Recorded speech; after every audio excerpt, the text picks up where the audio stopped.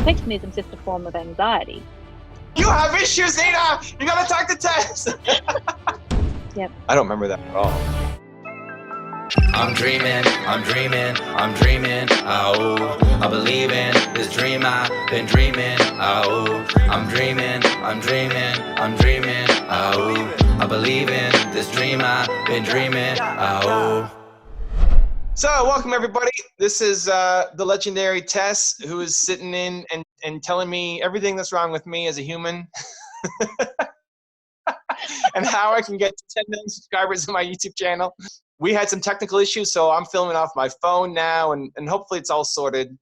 Tess, do you want to do a quick recap of what's happened, my homework, and what you think of me, I guess, so far?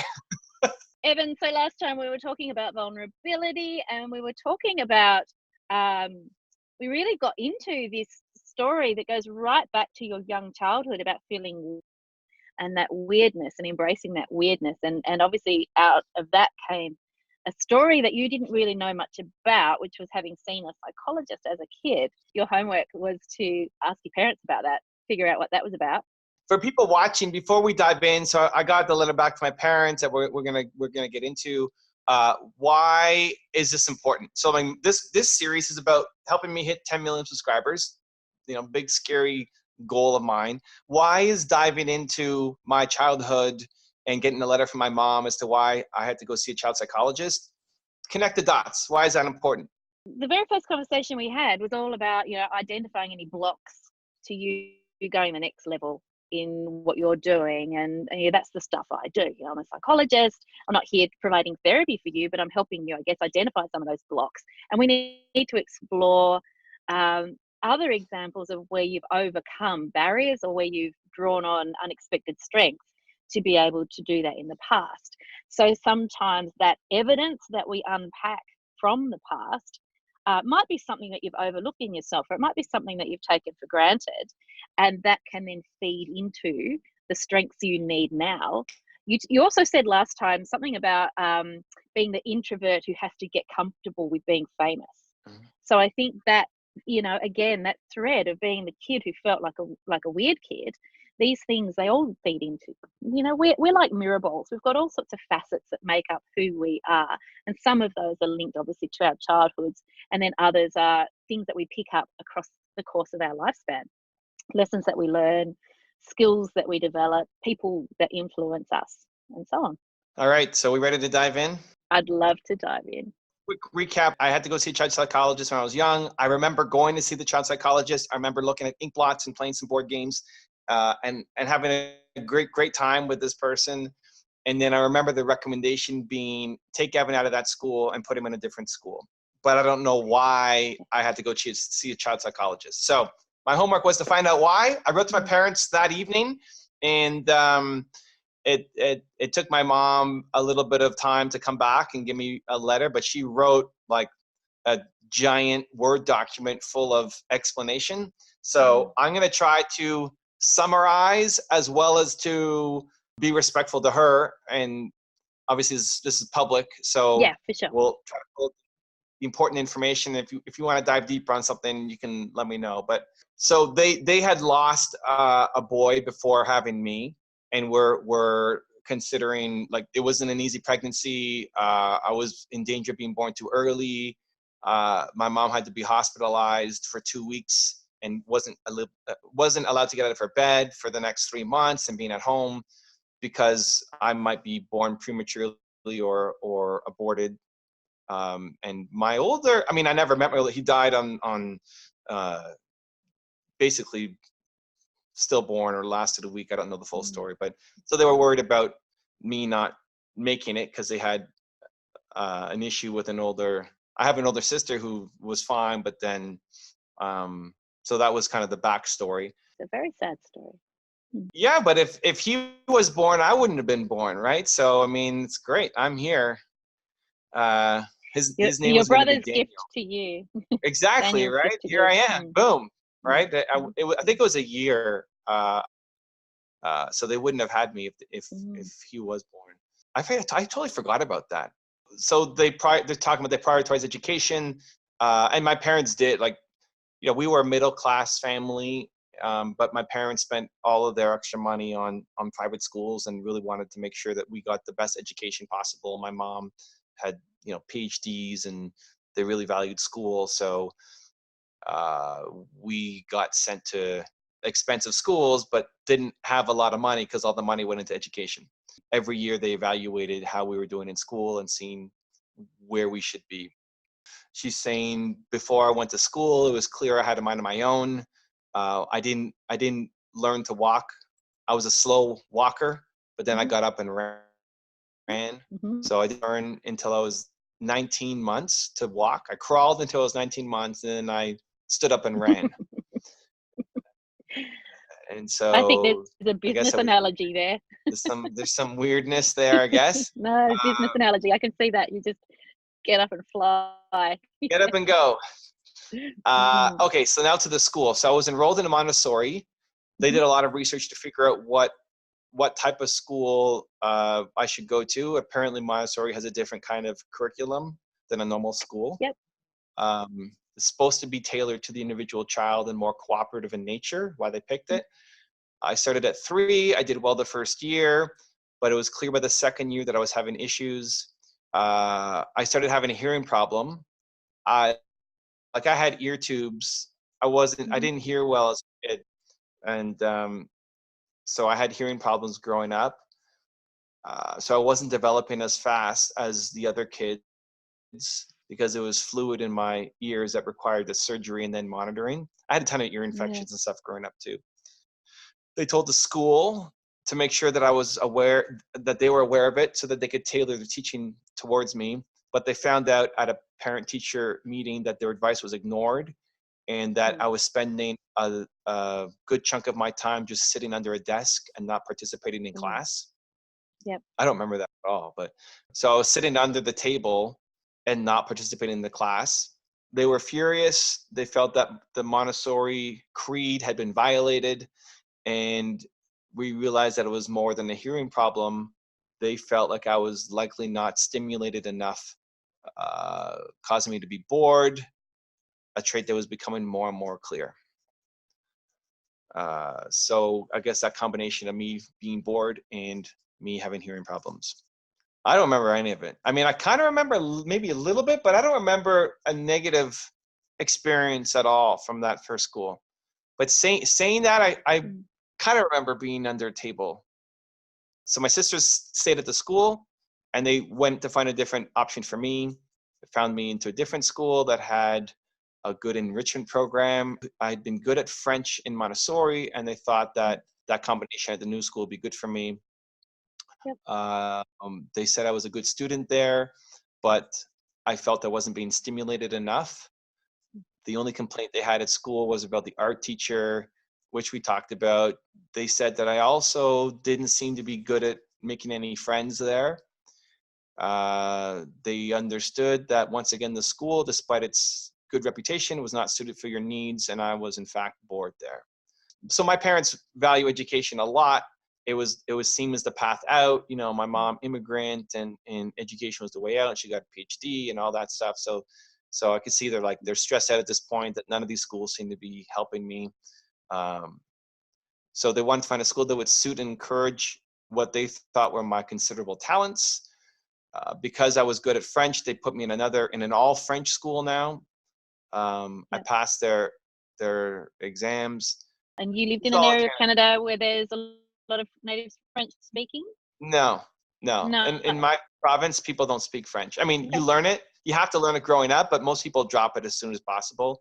It sounds like they put me in the French school because I was good at French and thought that now this school I remember I didn't like, but you spent 3/4 of the day in French. So you learn math in French and you learn history in French. You just learn English in English, basically. And maybe writing, I think, was in English, but you learn science and everything else in French. They focus on a baccalaureate education worthy of a Sorbonne in Paris. Wow. No pressure. Yeah, wow. You can count on my mom for amazing language, right? It's awesome. Not appropriate for an 8-year-old. So I'm 8 at this point. So it's 3 in Montessori, 4 I was there but had trouble. So then 5, 6, 7, I was at the other school. And then 8, I came here. So 3 years at that school. Yeah. I don't remember that at all. Okay. We began to notice serious changes in you.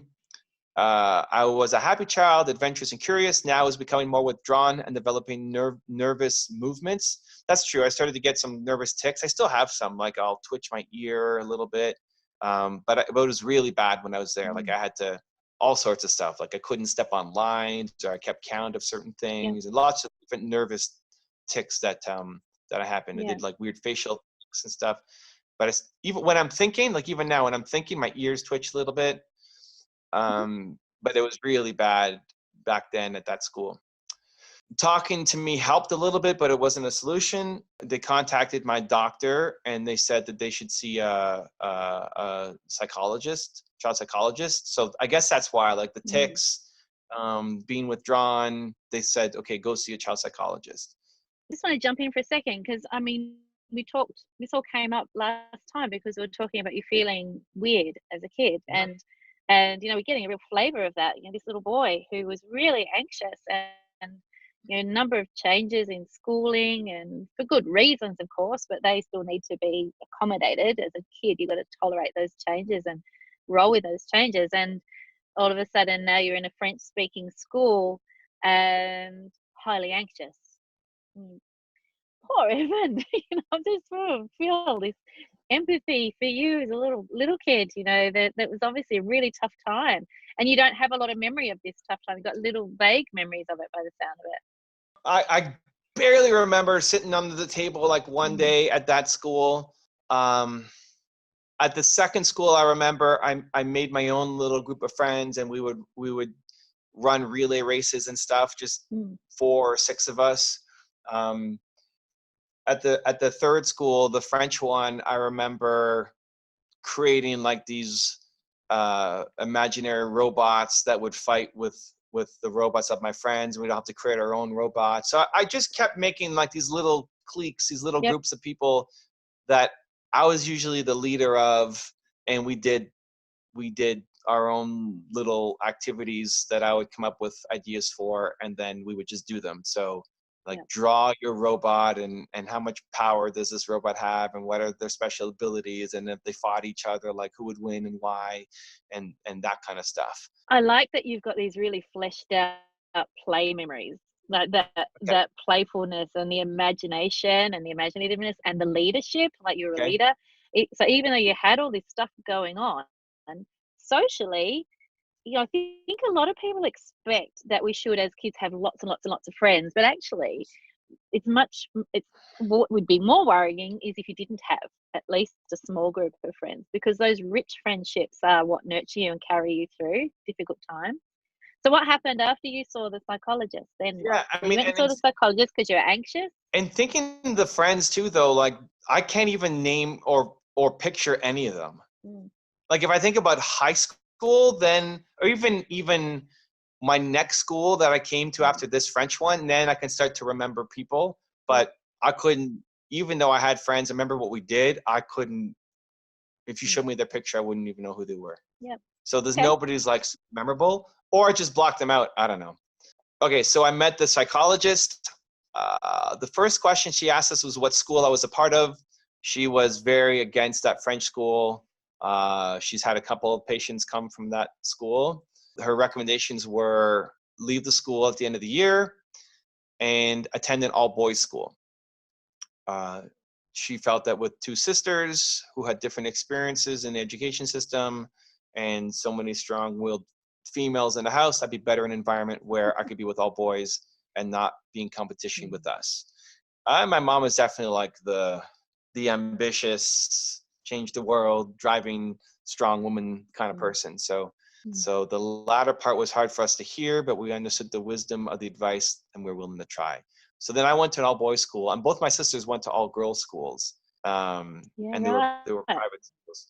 So leave the school and go to an all-boys school because I had too many strong women around me. Basically. All right. And then that's how I ended up at my last school, and I stayed there from grade 5 and all through high school. So it's a elementary to high school I don't know what the Australian Yeah. school system is, Yeah. but Yeah, some of the private schools here are the same. You go all the way through. so I ended up at my last school. They said I flourished there. They gave me a great education. They understood the flexibility. So they said an example. I used to get headaches, and so they allowed me to eat popcorn in the class because it helped my headaches. I remember that. Yeah, I used to get bad headaches there. Mm. They promoted my idea of student elections. Oh yeah, when there was an election in Canada, my mom got into politics, so I then wanted to hold student elections and say, who would you vote for? Which prime minister would you vote for? And they let me run the school election and cast votes. Cool. I forgot about that. Cool. I was involved in things like sports and the investment club. I graduated among the top marks in the class. I won best French student in the school year, and I got higher than my sister's marks, which was a big deal because I was always the worst student. Not a bad student, but I always got B's and C's. But in my last year, I got straight A's.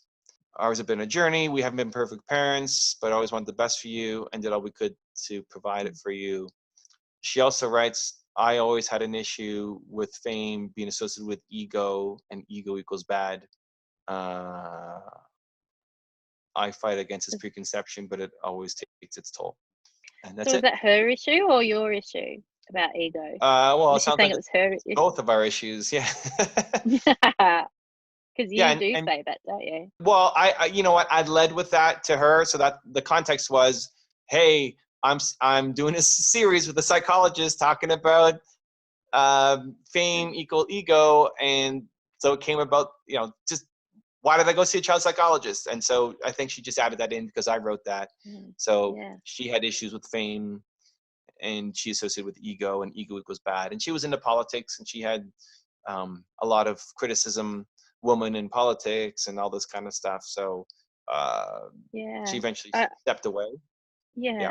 I heard, what she said about we weren't perfect parents, and I wonder if that criticism was leveled at her as a politician.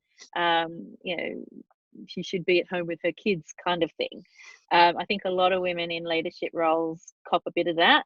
So I feel for her. I feel like your mum's had a big journey, and obviously, you've been a big part of that too, obviously.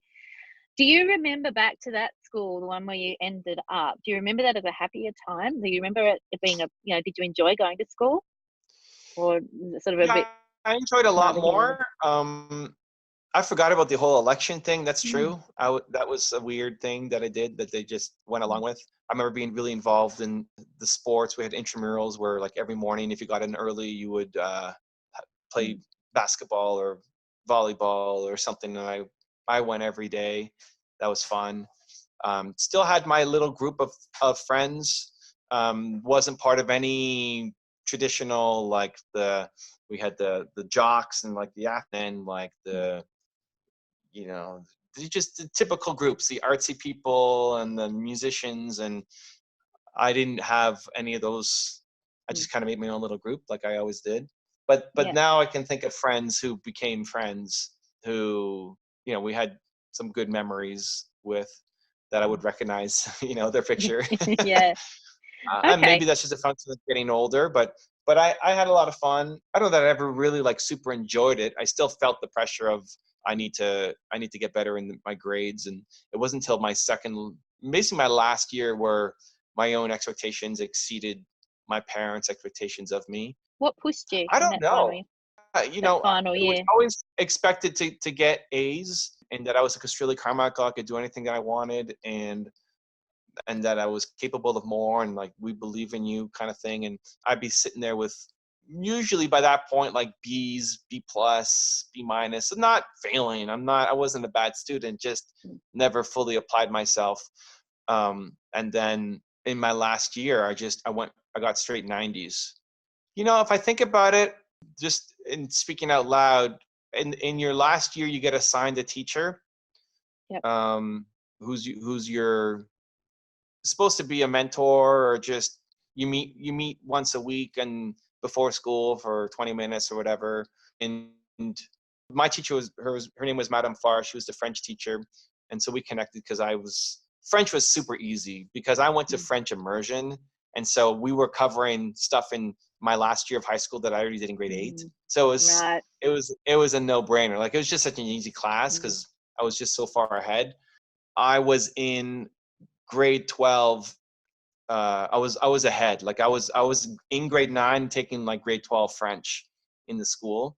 I was the youngest one in that class. Yep. And so the teacher kind of looked out for me. And then when I got to grade 12, our graduating year, she became I forget what they called it, but my guide or my mentor or whatever. I don't even remember what we talked about. I just remember really liking it. We would just sit down and talk in the lounge, and she'd ask me how I was, and I'd talk to her, and it was just nice. The only one thing I remember is she would, at the end of the year, she said that they often would look at they wanted people to get into university. Yep. Right? And so they would often like sometimes fudge scores for students to put it higher. No way. Maybe she shouldn't say that to me. I don't know. Because the curriculum was harder. It was harder than the public school system. So they pushed us harder. So then they gave some allowances at the end that if, I guess in their head, if you're getting a 75 at our school, it's like you got an 80 at another school. So they would bump you up. But she said for me that they didn't bump me up in any of the courses. And so that made me feel good. Yeah. So maybe her belief in me, I don't know. I don't even remember talking about school or anything, but it was just, I remember, warm conversations and feelings. And I guess she must have said something that made me feel comfortable or at home. So I remember my early years going to that school of just being accepted and having some weirdness, like having to bring popcorn to school and want to do my own weird stuff, and they were accepting. And then eventually having friends and get involved in sports, and then having her as a guide. And so in my last year, I got straight 90s on my classes, where that was a big thing for me because my older sister is borderline genius, and in her English class she got 89 or 88. She got straight 90s except for English, and she got 89 or 88, and I got straight 90s on my last year. So after my entire life of being the worst, I actually ended up in my last year being the best. So I was bit of a journey. Listening to you talk about it, I think a couple of things. I think that opportunity for that special time with your guide in that final year obviously meant a lot to you at that time, and having whether it's because it was an adult style conversation that you had with the teacher and being shown the respect of your maturity at that stage, I don't know, but obviously it meant something. It stood out right in your memory. But now you're a dad. And going back, thinking about little Evan, how did it feel to you to read all this stuff about yourself at that age? I mean, it breaks my heart just to hear it. I mean, and you're a very empathic individual. How do you feel about that little boy that you were, having such a degree of anxiety that you were, sitting under tables and developing tics, and so distressed, I guess, by the environment that you were in? It was manifesting in those ways. I mean, I feel more for my parents of all this. I feel their stress of caring about education so much, and then all these schools, and then you're losing my older brother, and then struggling, and I'm not having success, and just developing tics, and how stressful that is for them. I didn't realize any of that growing up. I didn't even feel that bad about myself or know really much what was going on. Or maybe I just forgot, I don't know. Maybe I'm just glossing all over, and it was actually terrible. I don't know. But I don't feel, and reading this back, I just feel for my parents. I think if I looked at it as it wasn't me, if it was another boy, then maybe, but because it's me and I know I feel great. I don't have any, I don't feel bad or any feelings towards younger me. But I feel bad for my parents. And then now I'm wondering, do I need to now write to my teacher and ask her what we talked about in those sessions? If she remembers, and if I can even find her, because I'm curious, because I've thought about that question for a while. Like, why did it all of a sudden become more important? Like my parents wanted me on the dean's list, which meant that you got A's. And I went from having pretty much straight B's and maybe an A in gym class or something, and French always was easy, to straight 90s. So it's like A plus. That's the only thing that's ever come to mind that happened here. I never had an answer before. So I don't know. Maybe I need to message her. She's not even at the school anymore. She retired. But I could probably track her down if you think it's important. You think it's important. This is the thing. Well, you know what? Like ideas, I believe ideas come to you for a reason. So idea to action, just do it. So I don't know how I'm going to find her, but I'll find a way. I've got a bigger question. Okay. Why did you write to your mum instead of asking her over the phone or via Zoom or something like that? Why write to her to ask about that? So interesting. Was that a difficult conversation? No. So she actually responded and said, how about we talk about this on the phone? Yep. And I said, I'd much rather have a written version of it. I was worried that I would taint the information, that like she would say it in a way that I would then interpret and then give to you. And so I wanted it in her words, because if you wanted to go deeper, like I was summarizing because this is a giant email. But if you were super curious about like, what word did she use here, that I could give it to you in her voice. Okay. Because I was worried that I wouldn't articulate it as her voice. Which is amazing that you've got that document, but I'm interested about the whole perfectionist Devon interfering with your conversation with your mum. You wanted it perfect. So that we talked before about how you would, given a task, you'll do it and you'll do it right. Okay. So there's this thing about doing it right, and this conversation, which has yielded amazing information for you to think about over, and will continue to think about. Obviously, as a parent observing your child grow, there might be times when you map some of your experiences against what you're observing and wondering, as you see similar ages, I wonder what that felt like for me at that age, or I wonder what my children would feel. I often do that. I wonder what my children would feel if they were going through this at that age. So you can do that, but the conversation was managed because it was email conversation. Oh, for sure. And for sure. So would you put that as, I mean, it's a choice, right? I mean, having the conversation would make a more meaningful connection and allow for an opportunity to go deeper with my mom. And you avoided that. But okay, well, maybe I've made a conscious choice. I know you're on tour, so you obviously there's time. No. I could have made time. Yeah. It was a conscious choice in that. Okay, we can do this. I'm not going to talk to Tess for another month. Am I going to remember? I can write notes and try to remember what I'd be summarizing. And I thought maybe making the having the exact words would be more beneficial to this conversation. Okay. But maybe I'm fooling myself. Maybe I'm afraid of hard conversations. I don't know. I could have talked to her yesterday. Yeah. And put it off until so my memory's fresh. But you need to be prepared. You need to be prepared. This is the theme. You've always got to be prepared. So if you say you're going to do something, you do it straight away so that you're organized and you're prepared and everything's ducks in a row.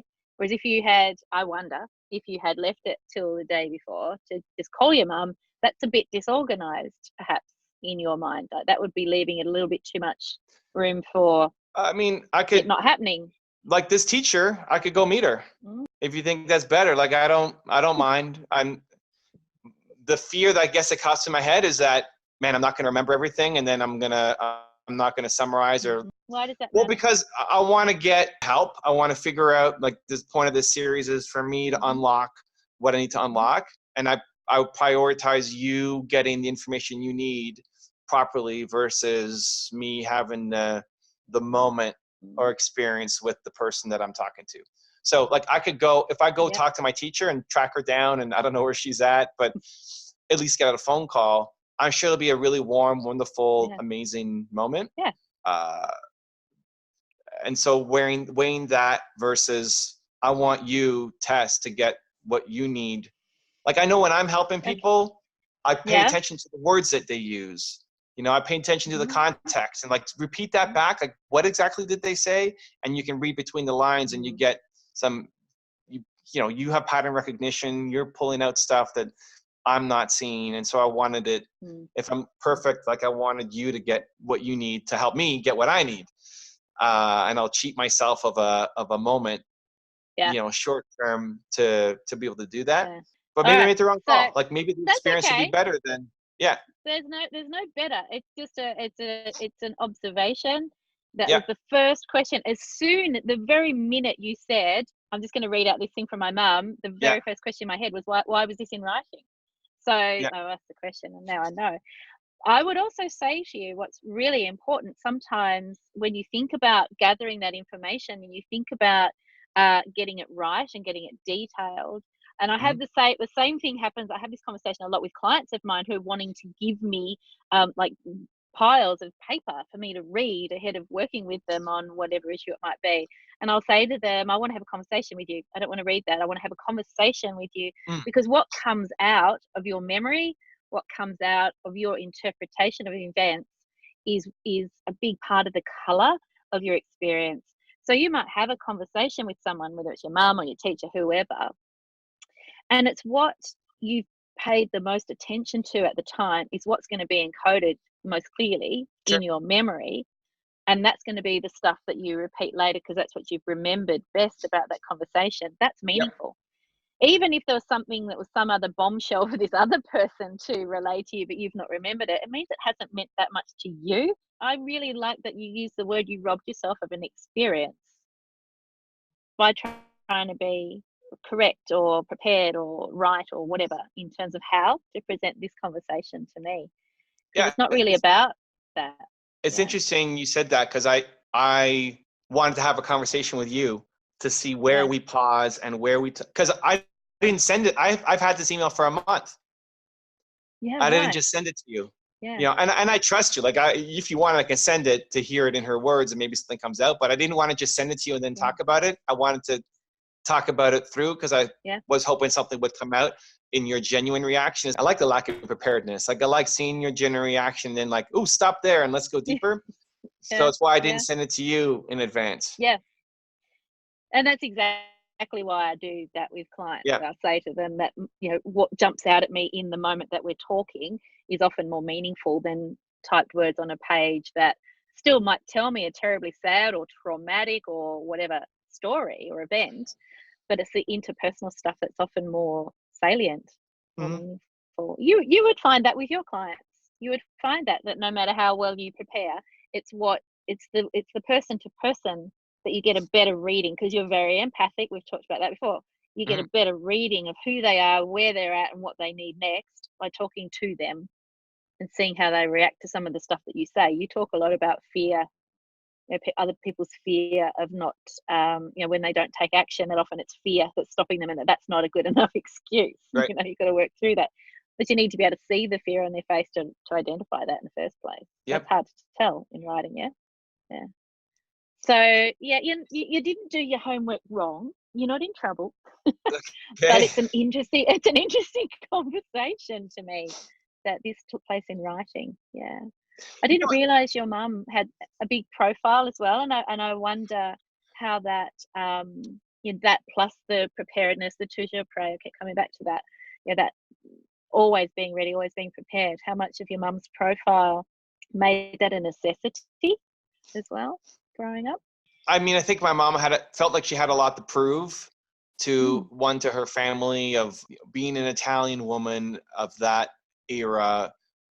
yeah. You know, your role was different than what she wanted to go off and do. And so she had to prove herself in many different arenas and got a lot of criticism along the way, and accomplished all the things that a lot of people never did. So Mm, even coming to Canada, she lost her accent, and she speaks fluent Italian, but like really focused on being able to speak English mm, with a perfect. You wouldn't know she wasn't born in North yeah. America. So always having something to prove, always, you know, trying to make sure that, because the odds were maybe stacked against her, she had to fight to rise up. And that's And tough. You know, that's a lot. That's a lot to have to push against your whole life, your whole adult life. And then of course being a parent as well and having the emotional pull yeah, and you know, and the worry. Obviously she had a lot of worry. around all of that too. Worry for you as well. Yeah, and then my dad was just the nicest human of all time, and Mm-hmm. not the most like ambitious or career or business driven person, but supporting my mom and everything she did, and just humility and humbleness. And Carmichael, toujours prêt, comes from his side, and he's Yeah. still always ready, but more like always early for, you know what? Let me see if I can find something, because he wrote back to that message too. So my mom wrote the giant, right, like huge thing. Yeah. So Yeah. he followed up and said he wanted to add one more thing that he thought would be relevant. He never went after fame, and he never did anything where he would try to go off and get fame. He wanted to have a career in government. He focused on being a civil servant, and your focus is on serving the public and trying to improve the standards and services and helping others, and not seeking fame, he puts in quotes, for yourself, but about serving the people. He thinks it's hard for anybody to really name any public servant, no matter how well they're known, because you just don't know who Yeah. the public servants are. Yeah. So lived in a culture where personal fame was not even something that you thought about, and certainly not something that people would try to go off and achieve. Mm-hmm. And he's talking about, while my mom achieved a lot of recognition in the public life, she never actually went after fame. She was just trying to achieve social objectives, right the wrongs, but the driving force wasn't fame or recognition. It was just to get the job done. And then he says, I'm not sure if our perception of fame influenced you, but it might have, so it might be something you need to think about. Hope that helps. So what do you So, think I about mean, that? well, I think they care, right? I mean, they Yeah. care. I've never actually heard my dad talk about, I knew he was in the government for forever, and then retired and started consulting for the government. But the idea of service and why he got into it, I never asked why he became a civil servant. So that was interesting.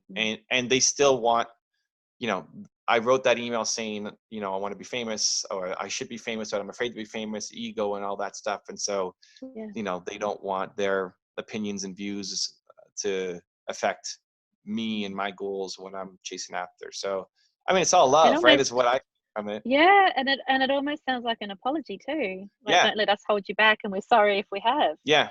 Beautiful. Yeah. Beautiful. And I mean, and taking the Yeah. extra time to write that as an addition to what she Mm. wrote. And that just speaks to both my parents, right? Like, very careful, Mm. very considerate, wanting their kids to win, acknowledging that they don't have all the answers, apologizing if they feel like they made a mistake. The humbleness is my parents, Yeah. that's what they are. They sound like lovely people, and strong, morally strong. Yeah. They've given you that foundation, and that's such a rock solid foundation. And obviously this also ties into, you have this great sense of empathy for other people, but they clearly do as well. They've taught you to be considerate of other people, and to think about things from the perspective of others, and because they demonstrated that to you your whole life. They've been looking through your eyes, and always trying their best to be one step ahead of your needs, so that you were supported and loved and able to flourish, and achieve those 90s in year 12. Mm-hmm. And continue to flourish beyond. Did you go to university? I don't know if I know this. Yeah, I went to university. It was expected. My mom was the chair of the university at the time that I was there, and she was the first woman chair, and so it used to always be chairman, and she said, I'm not a chairman, I'm a chair, and not a chairwoman, just chair. So she changed that. That's my mom. I love and so her. yeah, right. So it was expected that we went to university. My sisters were okay with it, but weren't huge fans. Also wanted us to stay at home and not go to dorm rooms and whatever. And my sisters wanted to go and live on campus. I was like, I'm fine, great, laundry, meals. Yeah. I'll go. I didn't know what I wanted to do fully. I thought I wanted to be a banker. So But then I became an entrepreneur really when I was in university. I actually ended up getting the least education of anybody in my family. Both my sisters went off to get bachelors. My mom has at least one PhD, maybe two. My dad had a bachelor, and I think he went on to do masters. So I just did bachelors. Yep. And then I became an entrepreneur. But I went to university. It was a decent experience, you know. It didn't really help me that much to be an entrepreneur, but at the time I didn't know that I wanted to be an entrepreneur 100% anyway. So I don't regret that I went to school. We went, and then both my sisters went off and did crazy things around the world, and I was the only one who stayed home and lived in Toronto my whole life, even though I've traveled a bunch. But yeah, my sisters went and did crazy things, and much of I'm a weird duck. Like they're the ones off doing weird stuff. I love my parents. Like I never had major issues with my parents. I know my sisters had some growing up. I was happy staying home during university. I was happy staying in Toronto and being close to them. But I'm probably also the least like, I don't have a need for them. I don't know. Like I don't call on birthdays or, you know, so I don't know. I don't know where that goes. I'm rambling. Well, that's okay. You're allowed to. Maybe it's that thing of when you feel so secure in a relationship, you're allowed to neglect it a bit, for want of a better word. My mom was the glue in our family, and then it would probably be my younger sister who's the glue in our family, and in like my wife is the glue in her family, who would make things happen. If it was just me and my dad and my older sister, I don't know. We mean like it'd be so long between connecting. Not out of neglect or anything, we just don't think about it. Yep. So my mom was the glue and my younger sister is the glue. What did we learn and where do we go? So we know where this weird feeling comes from because you had a really full-on experience as a child of intense anxiety and a little bit of a loner and not quite fitting in for a while anyway. Feeling very different, and it being made known to your school that you had needs that were different to other kids. And, you know, I think back to aspects of my own childhood where I had periods of time in my life where I felt like that. And it was very much like feeling a little bit like an alien amongst humans. Like you just sort of feel like you're just not the same as everybody else and you can't put your finger on it. So this sense of being weird, and I know you call yourself a weird duck, you know, obviously it comes right back to that stuff, but there is something different about you. You know, all through your life, there's been something different about you. You know, kids don't do year 12 French when they're in year 9. You know? I mean, that's just, you know, one example, you know, and your expectations, the family expectations about going to university, and yeah, you went, but completely turned it on its head in terms of the outcome of that education. You know, you've just gone off and done completely the opposite. I think there is something there about avoiding conversations or avoiding those emotional interactions in favor of getting the thing right. I don't know if that's a theme that you can find other examples of doing that. Maybe that's your homework, is to think about, are there other times in my life when I've avoided an interaction or a moment or an experience in favor of doing meeting expectations I've put on myself to do it right, in whatever term that means. I don't know. It's something for you to think about. Because that speaks to that perfectionism, and I think there's a little thread that also goes back to your schooling as well. You know, something clicked and you just decided to pull out all the stops in year 12 and pull the goods, and you did. There were a lot of expectations. I think your family is an amazing family, but there were a lot of expectations on achievement, which meant also getting things right and doing things properly and being prepared. So I just wonder about that. I'm going to leave that as that, a wondering. I don't have a strong statement to make about it right now, but it's a wondering that I have around that, whether that interferes with the richness of interaction sometimes with others. I mean, definitely. I lost a $40 million deal when I was 21, 22 because of being a perfectionist. Right. And as a result, that's later on, right? We're talking that's in university and out of university almost, maybe last year. But ever since that, like that scarred me. And so I've purposely jumped into messy things, just starting just to go and not be perfect and release imperfect YouTube videos and this, like, phone not working and great, like, it's the best. Yeah. That's Do where it it's anyway. the best to come from, right? Like, it's the best. Negative situation, they're not perfect, it's the best. So that definitely was a piece of me that maybe still haunts, but I try to attack it when I feel, at least when I can catch it. Maybe subconsciously it's like this massive thing that is holding everything back. But when I consciously catch it, I've really trained myself to, I need to do it. I need to release it. Like, I need to release imperfect things when I can consciously catch it. Yeah, I think so, because what I took from what you were saying before about the conversation with your mum and the decision to have it in writing was that you'd made an assumption about what was going to be right in my eyes and what was going to be useful to me. Sure. And I hadn't given you that much guidance. I just said, go ask your parents. Yep. Go ask them what happened. And I wonder if that innate perfectionism, or that that core perfectionism that's in there somewhere, that's your go-to place when you're not sure of what the outcome is meant to be. Like, perhaps there's an assumption that there is a right way to do things and that there is a right outcome for a certain situation, and that's what triggers a perfectionistic approach. I made an assumption that you would want to have the exact words, and maybe what was more important was my reaction and emotion to hearing it. So my mom wrote to say, do you want to call me? It might be easier and faster. And I wrote, written is actually better, so I don't forget. And it doesn't have to be rushed, not super urgent, because I knew she'd get it done within like the month, because we're a month between. So written is actually better, so I don't forget, was my thinking at the time.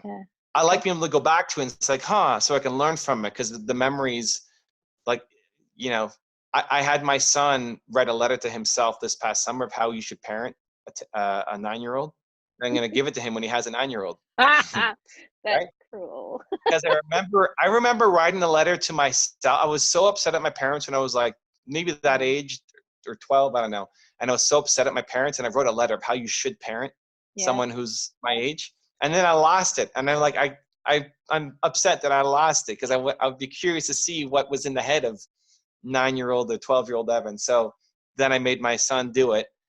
And so Have you learned anything? Have you learned anything from what he told you? Oh, it's hilarious. Has he done it yet? Like, not really. It's, you should just do what your son wants you to do. Like, if he wants lots of candy, you should give him candy. And that kind of stuff. It's more funny than anything else.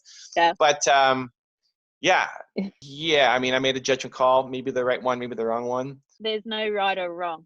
So I'm just curious about the decision that not to speak directly, and we've talked about that, and curious about what your reaction might have been like if it was a to and fro conversation, and where that might have led, and curious about, I think it's great that you've got it in writing. I think that's really a lovely thing for you to keep, but I'm curious about now that I know what the full story is, it would have been interesting to know what you had retained. Obviously I wouldn't necessarily then still know the whole story, but it's not about me. I'm trying to It's about the experience for you. If I wanted an outcome. Are you?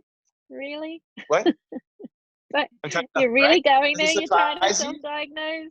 Right? Oh, Evan. No, because I love conversations, right? So if I'm trying to help somebody, I would much rather that's why I love video calls more than answering text questions, because it's always 4 levels deep that you actually get the answer. Yeah. So if somebody on my team is like, hey, I have a problem with this, okay, let's hop on a call and let's figure this out, as opposed to doing it all written. So I would normally default to having a conversation. I felt her words, you might see something in her words that I missed. So it was more about the outcome than what it might have meant for you. Like, you put a lower priority on what that conversation might have been like for you to have with her. Yeah, like I put 0 priority on it. Yeah. So why didn't it mean something to you? You know what? I wasn't expecting such an emotional reaction, to be honest. And maybe that was my bad. Like, I probably should have. I mean, obviously it's some crazy thing of me going to child psychologist. Like, it must have been stressful for you. I think it's because for me, it wasn't a big deal. Yeah. And so I didn't make it a big deal, and I didn't respect their emotions around it. And even when she responded, she said, "Do you want to call me? It might be faster and easier. Not like this is an important topic." Ordinarily, you'd go to the call first. So ordinarily, that would be your go-to. It's easier than, you just said that yourself. Yeah. Now, you'd go to a video call. But this topic with this particular person, you wanted to keep quarantined. You wanted to keep it separate and proper and right and correct. I underestimated the emotional significance of it. Maybe it's the whole smokescreen, and I'm just deeply afraid of this, and this is like the greatest thing of all time. But that's all I could think of, is that Tess is going to see something that I'm going to miss, and so I want to get it written down. You know, I'm not a mind reader or magic, right? I see it through how I would have wanted to receive it. Okay. I would much rather have it from the person, because I would read it. Yeah. Part of this is seeing what I don't see. Yeah. You see stuff that I don't see. Yeah, and we've talked about that before too. I think that's true, that when being not emotionally involved, sometimes I can reflect things back to you that you might have overlooked, and I think that's where this conversation is quite interesting. And you've talked about underestimating the emotional impact, but you haven't specified on whom. So are you talking about the emotional impact on your parents to talk about that stuff? I'm curious about the emotional impact on you to talk about that. Going in zero, like this wasn't a big deal for me, so it shouldn't be a big deal for you. I just didn't think about it. I didn't think it should be a big issue for them. It just didn't register, right? Like even going to this, like I'm not nervous to be on here. I don't think you're nervous to be on here, but maybe like you're sweating bullets being on here. I'm not getting the signs, right? So maybe and I'm usually good at that stuff. Like I am empathic. So, but I mess up, right? So I didn't think it would be a big deal. And in the first response, it didn't feel like a big deal because it just seemed easier and faster, more tactical, just to talk on the phone than it being a big thing. And then the flood came in, and then my dad chose to follow up with his own take on it. And so, and then you asked, how do I feel? I don't feel anything for young Evan. I feel for my parents and gratitude and humbleness and like, man, what they went through having to deal with this situation. So have you talked to them since getting the email about it? I haven't talked to them since. Okay. Yeah. I mean, we went back and forth on email a little bit. I thanked them. Really appreciate the time. I appreciate you in it. Thank you for everything. I've always thought, I always thought I had a great childhood and I wouldn't change a thing. I told them, like, I didn't want them felt the same kind of apology kind of tone. So I told them I always thought I had a great childhood and wouldn't change a thing. I've sent them like updates on the tour and pictures and gratitude. And like we had a picture of Believe somewhere at one of our Airbnbs, and I took it and showed it to my mom and said, like, you always made me believe in myself and that kind of stuff. But I've also, I don't talk to my parents. Like I've never called my parents just to say, hey, how you doing? Okay. I mean, it could be homework, I guess, but it just hasn't. But I don't do that with anybody either, right? Like I would never call you, Tess, and say, hey, Tess, what's up? If you call me and say, hey, what's up, I'll know to worry about. Right, there you go. I think, it's interesting, isn't it? You know, when we've got like a junction point here where you're kind of now at a stop sign saying, well, so what's my communication with my parents normally like? And this thing that's actually been quite emotional for them to process or to relive or whatever, hasn't really touched the sides emotionally with you, because as an adult, it doesn't seem you don't feel an emotional connection to that time. That's not uncommon for kids, right? To go through difficult things in life and to have factual memories. I'm the same. You know, I have very factual memories of stuff that I went through as a kid, and I don't have a connection to the emotion of that. I think, you know, looking now at how this communication unfolded and the weight of it for your parents, it's an interesting thing now to stop and say, okay, so how do I normally talk with my parents, and what does that mean for you? And I don't have answers. These aren't questions with answers. These are just, you know, reflections on where you're at now in that relationship. And they're obviously such important figures, and the way you do your relationship with your parents is what works for you and your parents. You know, there's no right way to do that relationship. But reflecting on that, you know, does it bring anything for you that, I don't know, does it relate to other relationships? Does it relate to how you do business? Does it relate to, you know, your journey as an entrepreneur? I don't know. might ring bells for you. Does what relate? Like, does my relationship with my parents? How you communicate when there's How I communicate emotional with them? stuff, when there's big things, you know. Yeah.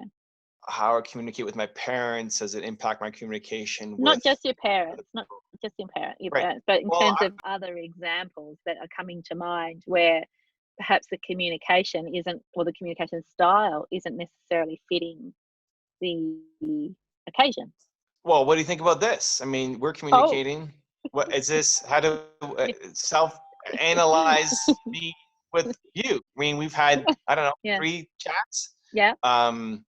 Are there patterns? I don't know. I'm open. Let me know. You know, there are walls. We've talked about that. You know, there's this safety shield that you carry. We talked last time about the empathy and how there's a protective shield that you carry because you're so empathic.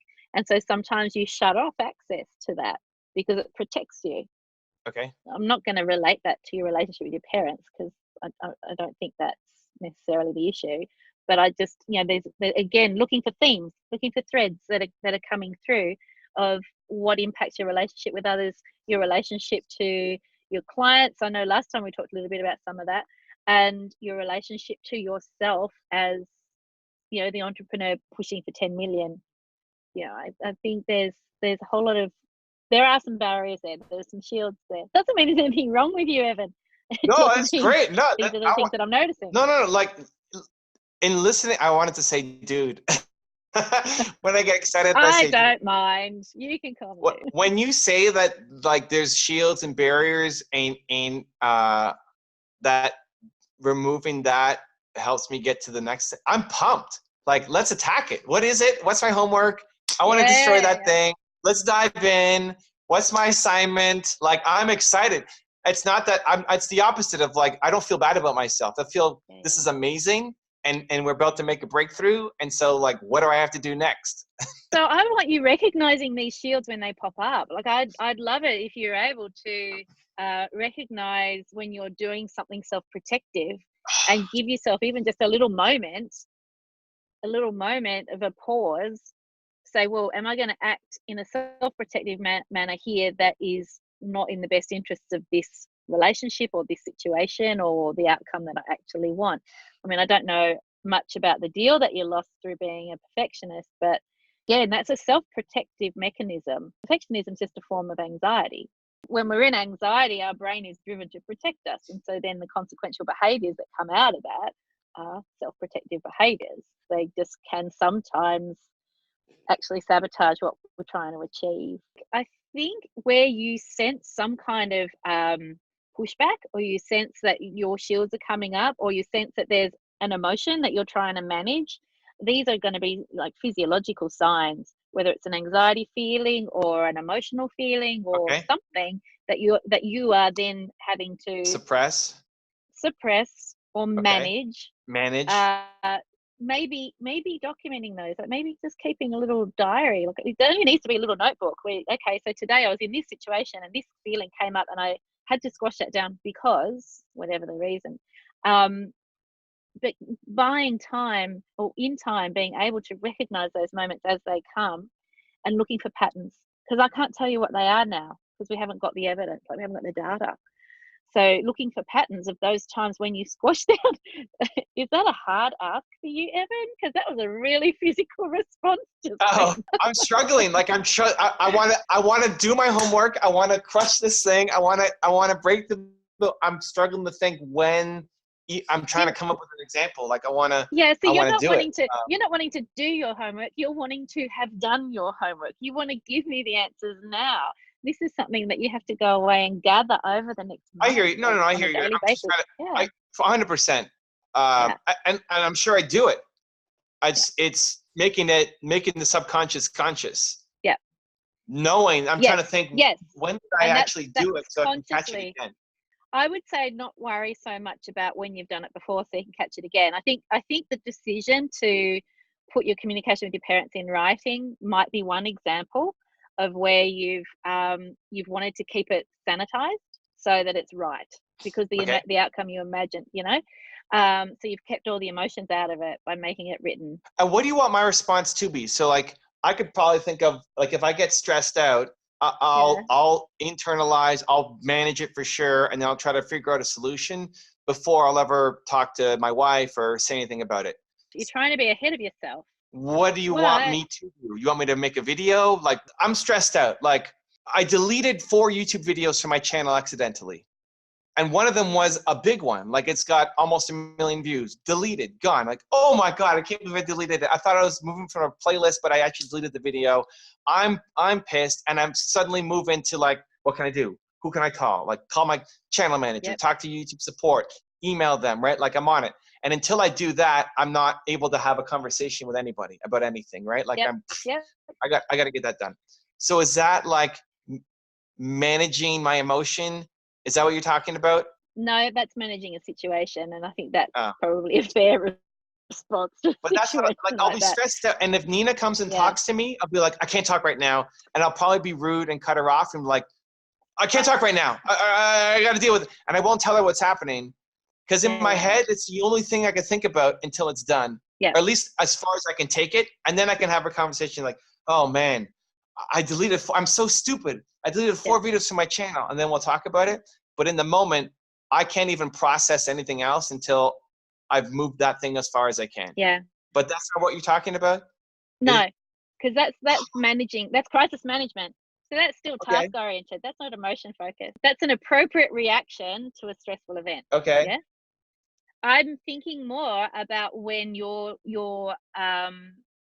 automatic emotional response is having to be managed in a way that is preventing you from going down the emotion road, so you can keep it sanitary. What kind of emotion?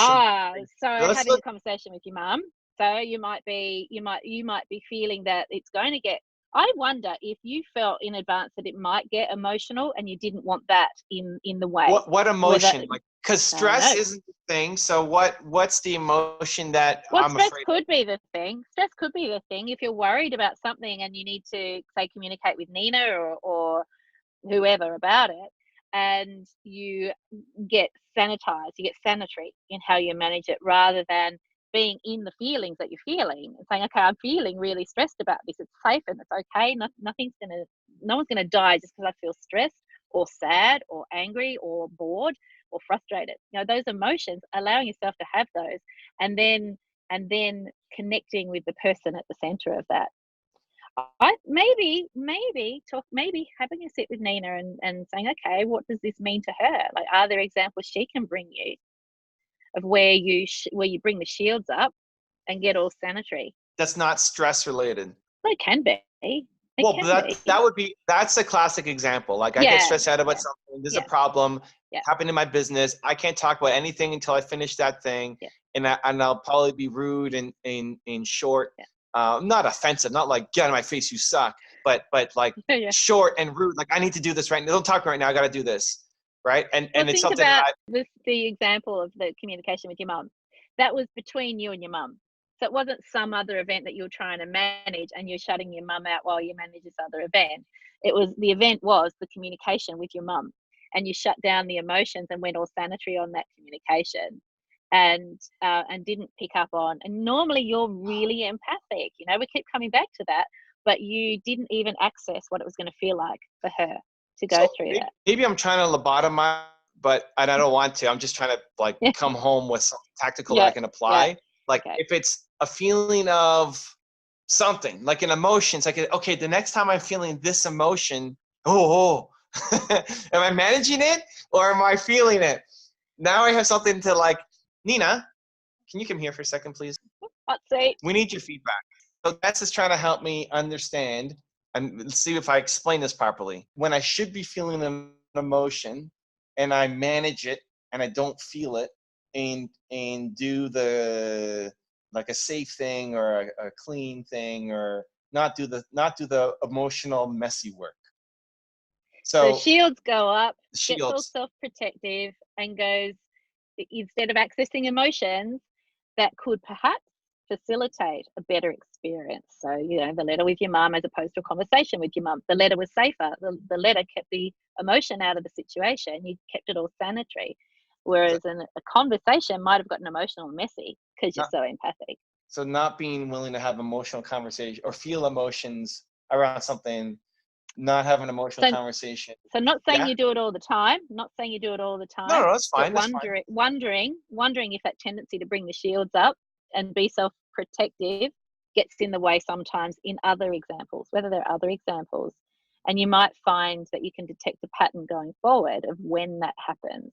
We Right. can't predict what it's going to be, Evan, because you need to spend time This is a observing good yourself. context point, because she's with me, you know, especially now, 24/7. If I'm stressed, I don't want to talk to anybody. Like, I got to get this stuff done, and I won't talk to you. I won't tell you, but I'll have to tell you after and explain it. But in the moment, like, I don't want to deal with it. Yeah. But that's not a good example for her. Better example would be you two talking. YouTube? You know, if there's a situation between the two, not YouTube, you two. Okay. If there's a situation between the two of you. Okay. So So that's you why. two. So and what so do you think? when the shields might come up, and might be frustrating for Nina because she can't get through that shield, that self-protection shield sometimes. That happens in relationships, you know. So you want to get through to me on an emotion issue, and I don't want to talk about it. I put up a shield. Well, because when I know that you're frustrated, I'm away. I won't even talk to you. But because not that. I know if I talk to you, you get upset, Right. and I don't want to deal with that. Yeah. But that's not it. But we've like something else besides me being stressed out about something and focused, and I don't want to talk. Anything else? Let me simplify. Let's go back, because I think you're still trying to find the right example to pin this on, so that there's one right example, and there's not going to be one right example. What you're going to start to recognize is unpleasant emotions creating a sense of a need to escape from them. So noticing when you're feeling uncomfortable with an emotional response that you're having to something, anything, any emotion that you feel is intolerable to you, that you're then wanting to shut down so that you can get the job done or get the conversation finished or whatever it might be. So this is something you have to, Evan, you have to observe over the next month. What? Don't Really? get Nina You can't got observe nothing? it for you. I don't know. I'm trying to think when we get in a fight. Yeah. When we get into a fight, okay, this is good. We're going to fight. Juicy. Mhm. Before we fought a lot. Okay. Because I think it's more it's like I don't want to talk about it. Okay. And you're trying to dig it out from me. I want to talk about it. She doesn't want to talk. You have issues, Nina. You got to talk to Tess. I want to talk about. No, that's not a good example. It's what I don't want to talk about. It is. It's a good example. I wonder if that shield, the emotional shield, has come up and you've gone into task solution mode. So Nina might be in emotion, in whatever anger or frustration or whatever emotion that Nina's in. Yeah. And you've switched that off. I'm wondering, I'm not there, so I don't know, but I wonder if you've managed to switch that off so that you can go to task solution, and you're not, and that can make it worse for Nina, because you're not meeting her emotionally. You're trying to fix the problem, or you make it a conversation, rather, or make it a Let's get into a fight. almost like a meeting. Yeah, Let's get into a fight. You know. You suck. When was the last fight we had? It's been a long time, but I want to talk about it, and she shuts down. But did I cause the? You're saying I might have caused the shutdown? I'm not saying that. I'm wondering if in those moments you're noticing that similar tendency to close down the emotional side of the interaction, like you did with your mum's letter. You closed down the emotional side of the interaction and made it very task focused. And I'm wondering whether, whether that happens in other examples that we can talk about that can help you burst through to your 10 million. Because I know that some of the stuff that we get talking about, and Hank talks about, and Steve talks about too, is this sense of feeling real, of you feeling real and feeling a real connection to, the one person that you're talking to when you're doing your videos and all the rest of it. And your videos are great. Everyone loves your videos. But that's like the next level of your communication. Yeah. So if we're going to talk next level of communication, we might as well talk about how your communication works now, and looking for any evidence of where you can up your game communication-wise with anyone. Looking at opportunities where the communication's been interesting, like with your mum. So looking for evidence of other examples where you do that, where you remove, almost like you surgically remove the emotion from the situation so that you can just get to the end result, which could be solution focused, it could be survival focused, or it could be necessary. Obviously, when it's staff issues, sometimes we have to get like that. But whether it's at the cost of an enriching experience for you that could have gone better if it was richer, or differently if it was richer. So let the dust settle on the conversation. Think about looking for those signs of, think a bit more about the communication with your mum, about that letter, and think about that shield that may have been there to keep it sanitary and safe in that communication. And then notice when that pops up again. Because we've got a month before we're going to talk about. There's bound to be some other examples where that's popping up. So much. I'm feeling the emotion of stress, and I'm not managing it very. You see, very well this is yeah, good. I'm not happy. My leg is jumping right now. He's shaking a lot. I'm shaking the whole chair. I'm feeling it. Because there's no right answer. Because there's no right answer, and there's no black or white task for you to go off and do. This is experiential, and so it's vague and deliberately vague because it's pushing your perfectionist buttons. See how mean I am? No, I like it. I just feel like I have no compass. I don't know what I'm doing, and I feel like I'm gonna give you nothing next month. Like I spent a month. If that's what happens, that's what happens, and then maybe we need to talk about it some more. Okay. At the moment, I'm being very deliberately vague because I want you to observe what happens. I want you to just notice what goes on between now and when I see you next, and looking for things that remind you of the subconscious decision to remove the emotion from the conversation with your mum. Where else does that come up for you? Surgically removing emotions to focus on results. That sounds really intense when you say it like that. That's what you said. Isn't that what you said? Probably. Stress is very intense. Okay, so you focus on it too. We're both teamwork. It's your job. It's your work. Happy wife, happy life. That doesn't make any sense. You can't delegate this. You can't delegate this. It's teamwork, not delegation. No, that's a cop-out. Teamwork makes the dream work. That's what it is. Teamwork makes. I finally got it. My third one. If you say so. It feels hard because it is hard. I'd be more worried if it didn't feel hard. I like hard. So you're hitting me with like the best and the worst. I love hard. I don't like vague. Listen, I'll do it. I'll do homework. So I'll do it. Put your scientist hat on. You're being a data gatherer now. You're collecting data on your own emotional experience and looking out for those shields popping up. Something that's self-protective and shutting down emotion. Why? Where does it happen? Why does it happen? And just noticing. Don't judge it. Don't try and find the answers. Don't try and think about what's right and wrong. Just noticing, and just keep a little notebook. That's all. Once you get started, it will feel less vague. I promise. Okay. Well, I appreciate your patience and guidance and handling this.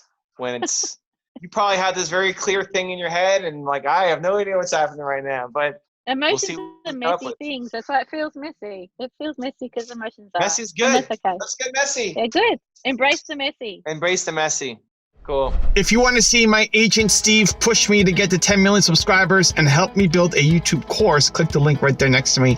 I think you'll enjoy it. Continue to believe, and I'll see you there.